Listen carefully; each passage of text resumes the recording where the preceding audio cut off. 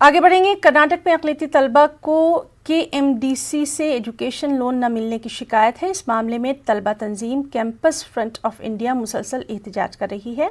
Campus front of India ने KMDC के खिलाफ 28 नवंबर को गुलबर्गा में बड़े पैमाने पर एहतजाज करने की धमकी दी है।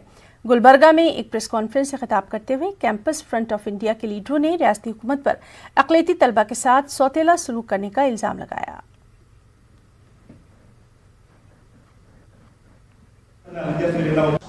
कर्नाटका माइनॉरिटी डेवलपमेंट कॉरपोरेशन एक बार फिर सवालात के घेरे में है। स्टूडेंट्स का इल्ज़ाम है कि KMDC से लोन जो एजुकेशन लोन मिला जा रहा है उसको कट किया जा रहा है, और जो PhD स्कॉलर्स है उनको भी जो एजुकेशन लोन दिया जा रहा था उसमें भी कट किया जा रहा है।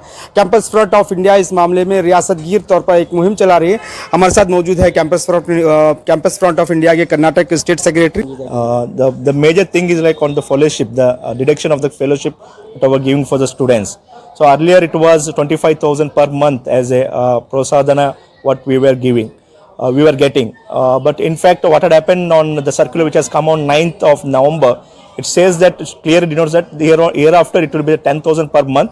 It is nothing but deduction of 3 lakhs fellowship to 12,000. It's highly impossible to make.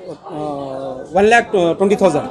1,20,000 has come, and even yearly wise. And one more thing, we are if you look into that complete structure of the policy, and it says that research has to done within 3 years, and if they file to submission, then it will be the students has to refund all the amount. Then the practicality, if you look into the practicality, it is highly impossible student to get done do their PhD in 3 years.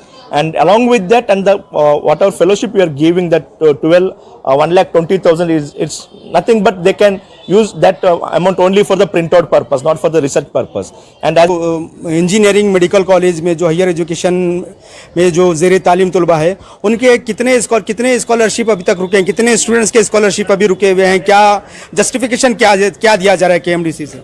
सर्वे करने के बाद हमको मालूम पड़ा उसके अंदर करीब 15,300 चिल्लर बच्चे, मतलब इतने बच्चों का अभी स्कॉलरशिप डिले होको है। अब जब हम डिस्ट्रिक्ट वाइज माइनॉरिटी ऑफिस को विजिट करते हैं, हमको वहाँ पर थोड़ा फिगर मिलता है।